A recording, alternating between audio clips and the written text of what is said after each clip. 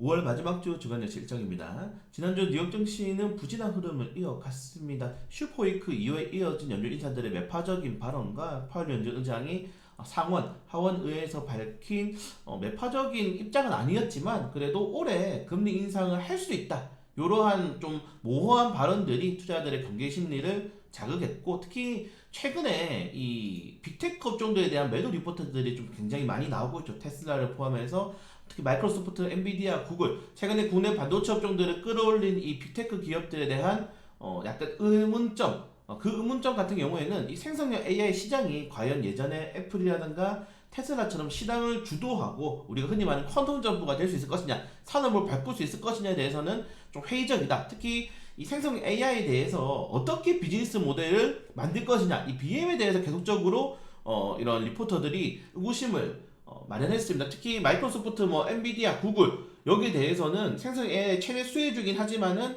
과연 생성형 AI로 통해서 이 빅테크 기업들이 어떻게 돈을 벌 것이냐도 좀 문제가 되고 있거든요. 그래서 과연 이 빅테크 업종들의 추가적인 반등이 나올 것이냐 아니면은 단기적인 조정이 좀 길게 이어질 것이냐 이게 굉장히 중요합니다. 특히 엔비디아발 이슈로 인해서 우리나라 GPU가 반도체 업종들까지 동시에 끌어올린 흐름이 나왔는데 엔비디아 특히 뉴욕 반도체 업종들 필라델피아 반도체 지수가 큰 폭의 하락이 나오면서 우리나라도 삼성전자를 제외하고는 네, 이번 주 굉장히 좀 부진했죠. 특히 SK하이닉스가 좀 조정이 크게 나왔는데 다음 주도 빅테크 업종들이 과연 어떻게 일어서냐에 따라서 국내 증시의 반등이 결정된다 해도 과언이 아닙니다. 특히 2차전지 업종들도 마찬가지죠. 테슬라에 대한 그런 전망이 꾸준하게 상향되고 테슬라에 대한 기대치가 커져야지 2차전지 업종들에 대한 전반적인 이런 모멘텀이 올라가는 건데 내부적인 이슈로만 올리기에는 쉽지 않다.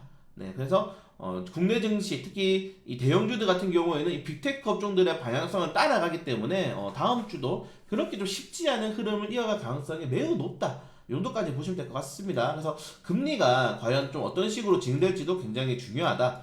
패드워치에 따르면은 역시 2024년 정도가 되어야지 금리 인하에 대한 흐름이 좀 나오지 않을까라고 예측이 되고 있고 이 하반기의 금리는 아무도 예상할 수 없습니다. 아무도 예상할 수 없기 때문에 그냥 좀 불안하다. 딱 이 정도까지 포지션 잡고 가시면 될 것 같고 주말 동안 좀 재밌었죠 여러분들. 네, 저도 사실은 어제 새벽 4시까지는 잠을 못 잤습니다. 이 속보가 계속 올라오니까 잠을 잘 수가 없었는데 결국에는 네, 벨로스로 떠난다. 예, 쿠데타 사실 여기에 대해서 말이 많았죠. 위화도 해군이다.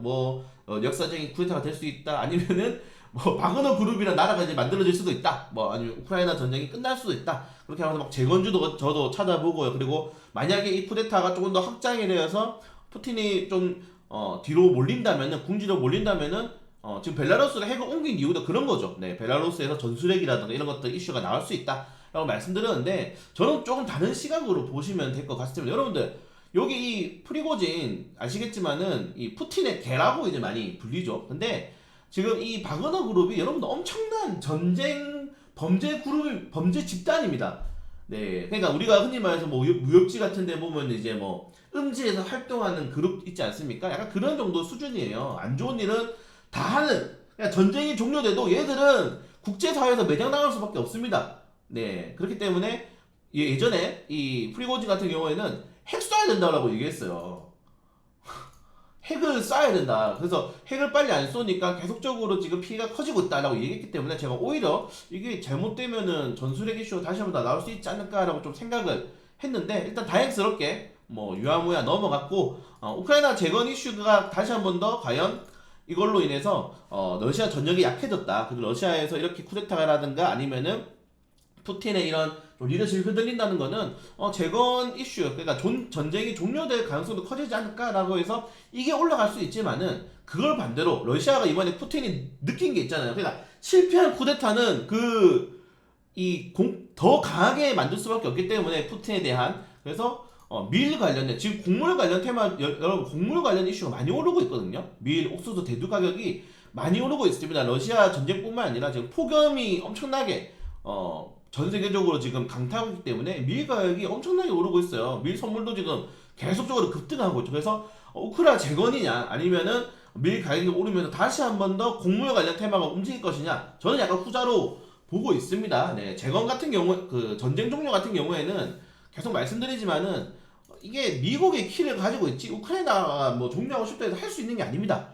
내년 11월 달에 재선이에요, 여러분들. 바이든 대통령이 재선을 이제 앞두고 있는데, 그 선거를 앞두고 있는데, 그때까지 전쟁을 종료할 그 어떠한 명분도 이윤도 미국에서 없습니다.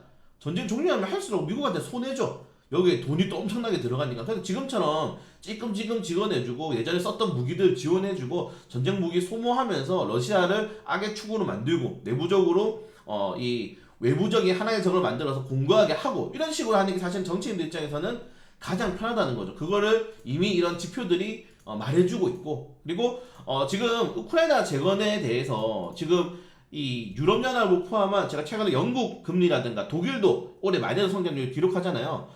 쉽지 않습니다. 이게 우크라이나는 돈이 하나도 없는 국가예요. 돈이 하나도 없는 국가이기 때문에 말 그대로 현금을 지원해주기는 많이 힘들고, 어떻게 보면 펀드를 만들거나 아니면 러시아 동결된 자산을 써야 되는데, 이 러시아 동결된 자산을 쓰기가 굉장히 힘든 게, 상식적으로 여러분들 어떻게 동결했겠습니까? 러시아가 다른 기업한테 써야 할 그 자금이나 돈을 줘야 할 그런 자금들을 동결시킨 거나 아니면은 기업들 간의 그런 금액을 규제했기 때문에, 만약에 그 동결 자금을 쓰게 되면은 기업들이 말 그대로 그냥 눈 뜨고 코 베이는 상황이 오게 되는 거예요.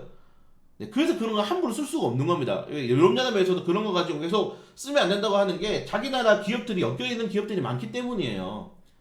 러시아도 그래서 마음대로 하라 그러잖아요. 어차피 그 돈 안 줘도 그만이고 뭐 안 줘도 그만, 어차피 줘도 내가 내야 될 돈이다, 이런 것들이기 때문에 러시아도 그냥 뭐 배짱 장사를 하고 있는 겁니다. 그래서 과연 이 재건에 쓰일 돈이 뭐일 것인가, 그것도 저는 의구심을 많이 가지고 있어요. 그래서 전쟁은 장기화될 가능성이 매우 높고, 여기에 플러스 지금 곡물 가격이 오르고 있기 때문에 재건보다는 약간 전쟁의 장기화 쪽으로 오히려 이런 이슈가 확대되지 않을까, 저는 그렇게 생각을 하고 있고요. 물론 또 월요일날 재건 테마주 오를지도 모르는데, 저는 뭐 장기적으로 이 지표는 거짓말하지 않잖아요. 돈은 거짓말하지 않으니까 선물 가격이 최근에 많이 올랐다는 것들을 조금 집중해보고 싶습니다. 자, 그리고 국민연금 관련해서 제가 마감 시황을 통해서 최근에 이번 주만 해도 2번 정도 말씀을 드렸죠. 뭐 국내 주식의 비중을 줄이고 있는 이유라든가 왜 줄이고 있는지. 근데 지난주에 이제 목요일 금요일날 뉴스가 나왔죠.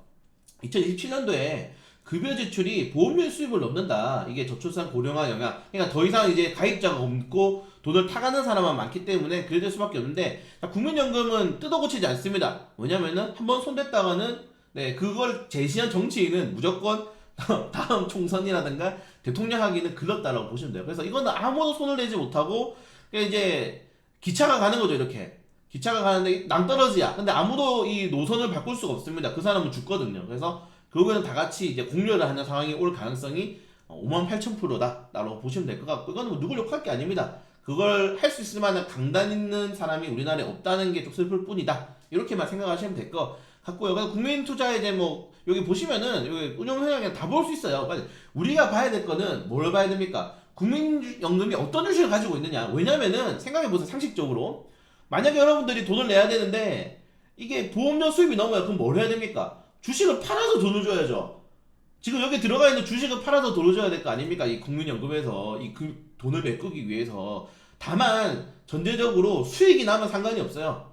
국민연금이 연수익을 5%만 올려도 전체적인 수익률 5%만 올려도 연금이 고갈되는 기간이 5년 늘어난다고 합니다. 1%에 1년이에요. 그러니까 좀 이게 러프하게 계산해서. 그렇기 때문에 국민연금이 과연 어떤 식의 대응할지가 가장 중요하고, 우리가 이걸 왜 중요하게 봐야 되냐면은, 제가 최근에 왜 국민연금에 대해서 지금 오늘까지 말하면 이번 주에 3번 얘기를 드리는 이유가 뭐냐면은, 국민연금이 우리나라 대형주의 비중을 굉장히 많이 가지고 있어요. 보통 이제 연 단위로 이게 업데이트 되기 때문에 2021년도 12월 30일 업데이트된 내용입니다. 연 단위 업데이트 되기 때문에 이제 비중 보이시나요?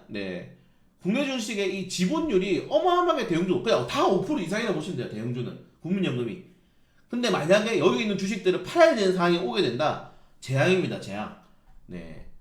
비중 보이시나요? 이 평가액 보이시나요? 이 재앙이 되는 거예요. 이렇게 한 번에 만약에 국민연금이 한계에 도착해서 국내 주식의 비중을 팔기 시작해. 그래 되는 순간 어떻게 되겠습니까? 비중을 뭐 다 팔진 않거든. 여기서 1%씩 2% 줄이게 돼버리면은 거기에 대해서 매도량은 누가 받아줄 것이냐, 이렇게도 되는 겁니다. 그래서 국민연금이 일 잘해야 된다. 국민연금은 옮겨 쓰면 안 됐어요. 국민연금은 하여튼 이것도 정치적인 내용이 많아가지고 또 아무튼 국민연금 잘해야 된다. 그거 안 되면은 시장이 피곤해진다. 이 정도까지 이야기하도록 하겠습니다. 자, 그래서 뭐 전체적인 내용들은 이 정도까지 주간 증시를 보시면 될 것 같고, 뭐 짧게 보실 분들 이제 여기까지 보시고 나가셔도 돼요. 여기서부터는 이제 주간 상승 테마인데, 자, 이번 주는 상승 테마가 굉장히 많이 갈렸죠. 이제 보시는 것처럼 조선업도 올라갔고, 이제 흑연 관련 테마도 그린핀 관련 테마, 흑연 관련 테마도 올라갔고, 뭐 우크라이나 재건 교육 테마, 그리고 전기차 충전 관련 테마, 인공지능 헬스케어 테마, 인공지능 헬스케어는 최근에 강세가 나오고 있으니까 이렇게 올라갔는데, 자, 지난주 주간 증시 일정입니다. 자, 지난주 주간 증시 일정, 반도체, 2차전지, 반도체. 전체 상위 10개 주간 테마 중에 5개가 반도체 업종이었어요. 하나로 쏠려버렸죠, 테마 자체가. 쏠려버리는 거는 좋지 않아요. 좋지 않고, 이렇게 특히 그 중에서도 뭐 대형주만, 한미반도체 대형주만 많이 올랐잖아요. 근데 이번 주 같은 경우에는 많은 테마주들이 시장에서 굉장히 흐름이 많이 크게 나왔습니다. 이런 거 본다면은 대형주의 장세 내리는 좋지만은 그런 중소형주 업종들로 올라가면은 개인 투자자들에겐 더욱더 기회가 많다는 점, 이 정도까지 좀 보시면 될 것 같고, 이 정도까지 보시면 돼요. 앞으로 이런 테마주의 장세가 반복될 것이다. 제가 윗단에 이 경제지표, 지금 경제지표는 여러분들 2023년 들어서 계속 안 좋았어요. 미국을 제외한 모든 국가들의 경제지표가 계속 안 좋았어. 근데 지수가 계속 최고치를 오르잖아요. 그러니까 경제지표 의미가 없어요. 비관론자 제시했던 사람도 다 욕먹었습니다. 저를 포함해서. 제가 반도체 업종들 올해 통으로 적자난다, 반도체 업종들 위험하다라고 했다가 얼마나 지금 많이 욕먹었습니까? 뭐 욕을 한 사람은 많이 없지만 제 자신을 욕했죠. 근데 반도체 업종들이 막 올랐잖아요. 그걸 보면서 역시 이 경제지표보다는 전 세계적으로 글로벌, 우리가 흔히 말하는 이 돈을 이끌어 나가는 그런 주도하는 세력들이 자기들이 선택한 픽이 원래 오른다. 그러니까 수급만 우리가 보고 가야 되지, 경제지표 이런 것들 필요 없다. 그 다음에 볼 게 이제 일정이다. 일정, 테마, 수급, 이렇게 보시는 게 지금은 맞다. 지표를 가지고 지수를 예상한 투자자들은 다 틀렸습니다. 지표를 가지고 실적을 예상해서 지표를 계산한 사람 다 틀렸어요. 네, 그렇기 때문에 앞으로 그렇게 볼 필요 없다. 우리나라 시장은 더욱더 그렇게 심하기 때문에 여러분들, 네, 지표 그냥 참고만 하자. 예전에 제가 지표 충이었지 않습니까? 지표 가지고 와서 어렵습니다, 이거 위험합니다, 우리 안전해서 합시다, 이렇게 했는데 의미가 없었어요.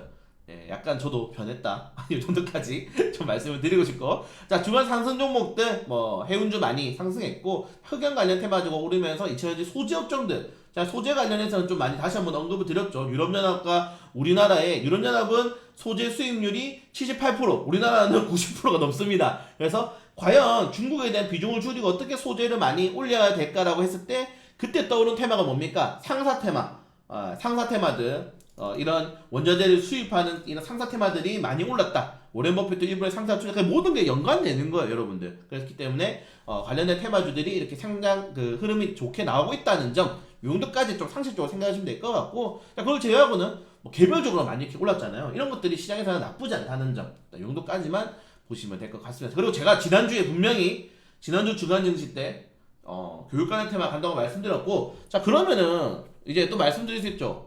다음 주는 어떤 테마가 갈까라고 이제 할 수 있는데, 여러분들, 저는 이제 본격적으로 뭐가 되냐면은 정치 테마가 움직일 수 있다. 네, 저는 이제 정치 테마가 움직일 수 있는데, 거기에 대해서 가장 크게 수혜를 받을 수 있는 테마가 뭐냐? 이낙연 테마가 본격적으로 움직일 수 있습니다. 제가 지금 테마로 보고 있는 세 가지가 이겁니다. 이낙연 테마, 그리고 한동훈 테마, 마지막으로 조국 테마. 왜 조국이야라고 할 수 있지만은, 여러분들, 이렇게 정치권에 한 명의 그런 사람들이 판을 흔들기 시작하면은 이게 파생돼요. 네, 그래서 과연 이 정치 테마가 어떤 식으로 진행될 건지 월요일날 다시 한번 더 정리해서 올려드릴 수 있도록 하겠습니다. 네, 그래서 이 정도까지 내용이 있고, 뭐 주간 증시 일정들 요거 잘 한번 체크해 보시면 될 것 같아요. 이번 주에는 이제 뭐 그런 컨벤션 개최하는 일정들이 좀 많이 있어요. 그래서 관련된 내용들 일정 보시면 될 것 같고, 이렇게 공모천약이라는 신규상명도 많이 있죠. 그래서 관련된 종목들 하나씩 보시면 될 것 같습니다. 이렇게. 그래서 이런 것들을 제가 빠르게 넘기는 이유는 여러분들이, 네, 이 영상을 보시면 된다. 공모 분석은 이 영상 하나로 끝납니다. 네, 공모 분석 요거 하나로 끝나기 때문에 요것만 보시면 된다. 그래서 주간 일정들 요건 이미지 올려드리는 거 하나씩 체크하시면 될 것 같고, 공모 일정들 이제 바뀌죠. 공모천약에 대한 이런 그게 바뀌기 때문에 여러분들은 필히 공모를 하셔야 된다. 이거 안 하시는 분들은 솔직히 말씀드려서 돈에 한 2, 3만 원 떨어져 있다고 안 죽는 거랑 똑같은 겁니다. 네, 그래서 공모를 꼭 하셔야 된다. 이 정도까지 좀 증강현시 하면서 네, 저는 좀 짧게 하려고 했지만 조금 길어진 것 같습니다. 10분으로 마무리해야 되는데 자, 아무튼 너무 길면 안 보시기 때문에 짧게 마무리하도록 하겠습니다.